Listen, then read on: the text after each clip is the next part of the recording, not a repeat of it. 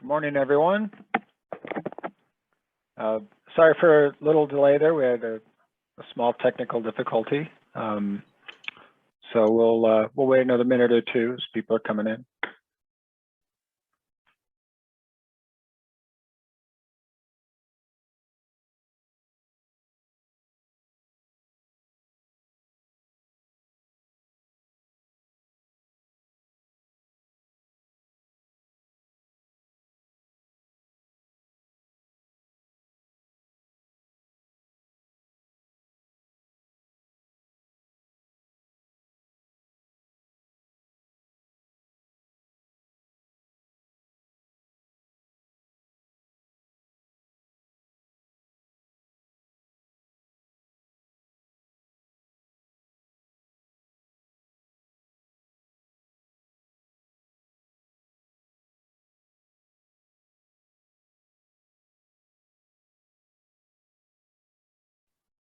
All right, looks like we're going to have a relatively small group today, but that's okay. You know, we wanted to reconvene this group this week because, well, we submitted the grant application on Monday, and we really wanted to have the space to, you know, thank people, acknowledge contributions, provide a very brief summary and talk about next steps as well. So I can just, you know, tell you that, you know, it was really, truly a team effort, not just within GIA, but across the region, all of you and all of your contributions. And we're so grateful for all the collaboration and support on this grant. Ultimately came in at, I don't know, 60 some pages, I think, you know, very detailed and thorough with a lot of, you know, support letters that we were able to attach as well. So it, you know, we feel that it's a very strong application. And, you know, again, thank you. And we're, you know, we're awaiting word back from the state. They're supposed to get back to us by May 20th. So sort of actually, before I move forward, I just want to, I think I already have, yep. So in case you haven't seen the agenda, it's, you know, like I kind of summarized it at the beginning of the meeting, but there it is if you want to look at it. And I want to share one other thing with you as well.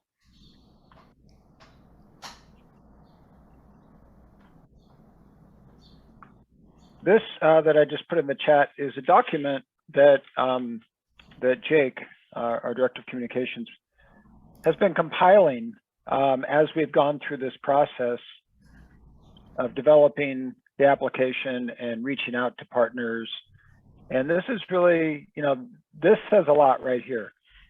You know, this list of our partners who have signed MOUs, who have signed letters of engagement across the region, you know, all 12 community colleges, all the four-year institutions, a large number of K-12 districts, CBOs from across the region, industry workforce people as well. You can see it's, you know, this is truly a you know, a collaborative that stretches across the entire Inland Empire, and, you know, both Riverside and San Bernardino counties and parts of LA, Orange, San Diego County as appropriate, because we know that our students don't always stay within the defined boundaries of, you know, San Bernardino, Riverside counties.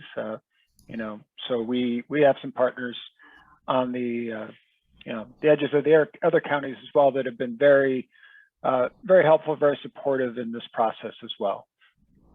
So again, you know, thank you for all that you've done for helping to for those of you who helped to get these letters of engagement, for those of you who actually shepherded them through the process, got them signed, same with the MOUs, just greatly appreciated. It really shows how strong this collaborative is, and ultimately how strong our application is that we submitted. Now, in addition to that, we wanted to thank some individuals in particular who really helped with the writing, the editing, the reviewing, all things related to the, this application that really came together and turned out to be a true team effort. So with that, I'm going to turn it over to my colleagues at GIA who can provide those acknowledgments and thank yous for the people who contributed in that way. Well, I do have a list of folks that we especially wanted to thank. The problem is so many of you participated in so many different ways. So we got a couple formal categories, kind of the writers who helped us actually write this thing. And I got to tell you, there's so much detail to trying to describe an entire region and all the things people are doing that it takes a lot of different pockets of knowledge. And I look at all of you on the screen and I think about our conversations that we've had over the last 2 weeks. It's been quite a roller coaster ride. So there may be folks that we have missed in terms of the writing and then also for the interviews. So in terms of the writing itself, just sections that you need that credible voice, the people who are actually standing in the work. And so that was very helpful to us. And in that arena, James Spee from School of Business at University of Redlands, Chinaka and Becky together from CSUSB. Then we had Louis Rodriguez, of course, from School of Ed UC Riverside, Kim McNulty from One Future. Michael Wiafe is here working with IE-GO and helped, he wrote a paper on what we were doing as well. So we may be known in a couple different arenas by the time this is done. And then Carol Tsushima from San Bernardino Superintendent of Schools and Deborah Mustaine with RCCD. That was just on the writing portion. And I think there are probably a number of you that I did not mention who also did some of the writing. Having this be a collaborative process, it truly has been a collaborative process. I cannot tell you how much it has been. And then interviews. Again, depth of knowledge was everything in this application. And so you all talking about the work that you've been doing for a long time and what you've built has been awesome and awe-inspiring. And we tried to get as much of that in as we could. So along those lines, we have a number of people who are similar, the same folks, but then also some different. And again, a lot of you shared stuff in chat or in our breakout sessions. So, please be thanked. So Matt Wells, Mountain Desert Career Partnership, Career Pathways, JPA, Kim again, Carol Tsushima, Deborah Mustaine, and then Quentin B. Miller from Norco College. Provide a lot of super information. Jackie Melendez from IE-GO, Michael Goss from Centers of Excellence. There were a number of folks in the Inland Empire Desert Regional Consortium, and also Valerie Backus from Murrieta Valley. And a number of you sent materials that you had, other resources. You provided us with references. I don't know how many people can write a grant together, but we did it. So Michael, that's pretty much what I had for the formal thank you list. And we'll be thanking folks for days. I know Carlos is trying to send notes out as well. Great. Thanks, Beth. And I want to open it up now to the group. If anyone has any additions to make, any acknowledgments, any additional, thank yous that we overlooked, please feel free to speak up now. I'd love to add to that, Ida. I think most of you guys know me. I feel always honored to be in this space multiple times throughout the month, right? I get, with the Action Network teams, we get to experience this type of networking, collaborative, and teamwork on a monthly basis. So this K-16 opportunity really just amplified what has grounded us in the region to really move the needle on a lot of the things that we're working on collectively towards student success and increasing college attainment. But I did want to leave the group with some information in regards to industry. So as you can imagine, we were pretty tight on time and all hands on deck, inclusive of all of you, to get this submitted. But Jackie and I do have a follow-up in regards to industry. And what we're going to do is put together kind of like a drop-in session. We're going to send some invitations out to industry partners that align with those 4 pathways, not just because of the grant. And we decided to kind of just leave it to the side and really focus on the submission pieces, because whether we get the grant or not, this work needs to continue, right? And so this was just a formal way to start the process, or indeed continue the process. But we're going to go ahead and do drop-ins for industry. Once we get that all set up, we'll invite all of you. And what we ask is that you extend those invitations to your industry partners. What we hope to do in that session is just really talk about the K-16 collaborative, inform of the grant that's in process, but really just start establishing those relationships to help them create that awareness around why they're important. We hope to bring a couple of examples in regards to industry, potentially Marriott and Chino, in regards to how they're already engaging in this type of work and what kind of difference and impact it's made in how they build capacity, how they look at, hiring, retention, talent as a whole for the region. And so just more to come on that. But I think the biggest, on top of, all the accolades definitely that came together with this work, is really just to leave the team with that message of the work goes on, whether the grant comes together or not. We've come a long way. And so there's going to be a lot more just shaping around this work and how we've aligned the pathways too. I think as a team, we've learned tremendously. There's just so much happening in our region, and it's hard to get a sense of it. Like Beth says, right? It's like, but this really gives us a 30,000 level view of how integrated it is. Not that we ever doubted the detail of work and wisdom and expertise each of you bring, but I think this really added a great perspective of, where our resources are, how do we really align that so more of you know exactly where to point our students and families as they sometimes navigate the region, right? So it's like that we still continue to bring success and support to them regardless of where they live. And so I just, want to echo the thank yous. Everybody you reach out to, I get a quick response almost immediately. And I know you guys are busy and have capacity issues yourself. So on behalf of myself, as a director of network engagement and GIA as a whole, I just want to echo the gratitude and that there's more to come. So happy Friday. Thanks, Ida. Would anybody else like to contribute?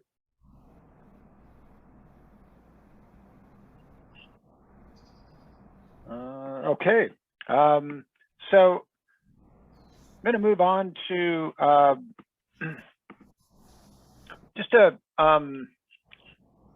quick summary of the application itself, and just to let you know as well what's coming on that front as far as sharing out what's in the application. So first of all, I want to go back to last Friday, where we shared a roughly 5,000 character executive summary, right? And we got a lot of good feedback on that. And then we reread the grant application. And realized it wasn't 5,000 characters, it was 500 characters. So all the feedback we got, all the input, all of that is still in the application. We just put it in other places. But the executive summary itself ended up coming in at 497 words, which I just threw in the chat. That's something that I could easily put in into the chat, so you can take a look at it. You know, basically just summarizing, and it's not 500 characters, including spaces, right? So yeah, basically one short paragraph is what they wanted. So this is what we ended up with, and you know, 497 words, as I said. One thing to notice in there, you know, the first sentence, the IE K-16 Regional Collaborative will develop and strengthen 10. That number 10, that's a minimum. But if we put minimum in there, it was too many characters. So that's the way the application reads, is that it's a minimum where, you know, we want to develop at least 10, possibly more, in these 4 pathway areas. So, you know, we're looking at you know, multiple efforts across the region. And the way you know, we took a kind of a sub-regional approach and explained that in detail in the application about, you know, because as we've discussed, you know, things that are happening, say in southwestern Riverside County, the Temecula Valley, might look a whole lot different than what's going on in the high desert, Victorville, Barstow, or the low desert, or the urban core. So we kind of, you know, took that approach, and that's where we ended up with the, you know, minimum of 10. We fully anticipate there being more, and you know, the way you know, we proposed that it's structured is that there will be a you know, an RFP process and a sub-granting process for these sub-regions to develop proposals to be able to build out these pathways and get the money to do so as part of this whole process. So does anybody have, I mean, I saw some action in the chat there. And all right, does anybody, would anybody like to say anything regarding our 497 word executive summary? 497. All right, and I've had some questions. I know others at GI have had questions about, are we, you know, are we going to share the a link to the application? And the answer at this point is at least probably not the full application, but we are currently working on a synopsis where we're going to provide the highlights. We're going to provide especially the things that this group has been working on, a real focus on the pathways and recovery with equity and how that integrates into the application.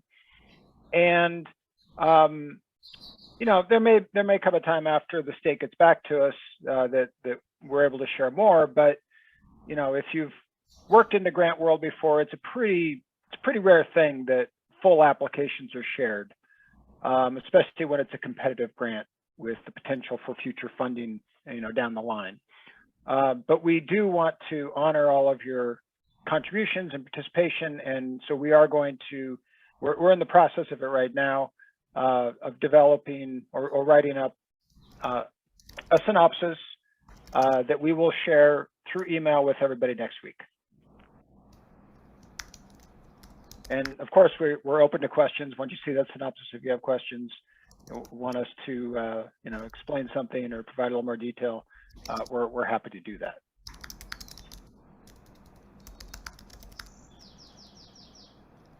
All right, so in terms of next steps, as I mentioned at the beginning of the meeting, May 20th is when we're expecting to hear back from the state.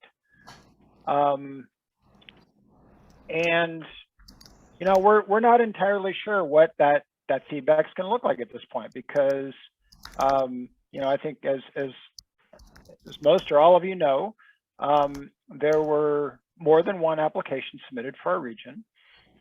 and the state is only going to fund one application. We feel like ours is the strongest by far. We feel like we have partners across the entire region, and that this truly is a K-16 collaborative effort that we put together that's going to serve the entire Inland Empire. But we don't know what we don't quite have that crystal ball to determine what the state's going to say. I think we feel it's pretty unlikely that we're just going to be summarily dismissed. Either of the proposals. There's probably a fair chance the state is going to come back and ask that we get together and come together with the two proposals that were submitted and come up with a strategy to move forward with that. But we really don't know at this point, so we need to wait for that. And so we had a conversation about this this week about whether or not to continue with these Friday meetings while we're waiting. And the consensus was it's probably not necessary. We don't want to take up your precious time if you have better things to do, which we all are very busy, and you can definitely use this time to be working on other things while we're waiting. And so we're going to take a pause for 2 weeks. So the next 2 Fridays, we're not going to meet unless something urgent comes up, and then you'll hear from us through email. And then the following Friday, we fully expect, the Friday following the 20th, I guess it's the 20th is a Friday, so it'd be the 27th. That next Friday, we fully expect to reconvene the group with the good news about how we're going to move forward based on what the state has provided us. And then we're going to hit the ground running and get working on implementing all the different pathways and all the components that were outlined in the grant. So take a minute and see if anybody has any feedback on that. But I think it's a well-deserved break for everybody. Take a couple of weeks off, take a breather, and then come back refreshed at the end of the month and start working on this again.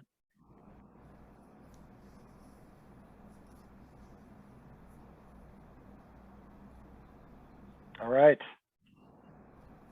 Very good. And our final item on the agenda, we just want to see if anybody has any closing thoughts on this process and where we're at now, where we're going before we close out today.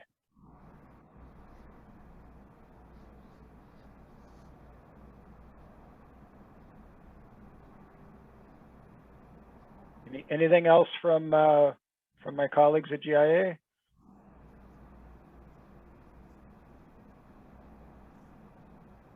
Oh, just thanks and take a well-deserved break, but we sure look forward to seeing you on the 27th. Yep. All right. Well, thanks everybody, and we'll be in touch soon. And if you have any specific questions, we'll hang back for a few minutes if you want to talk to any of us.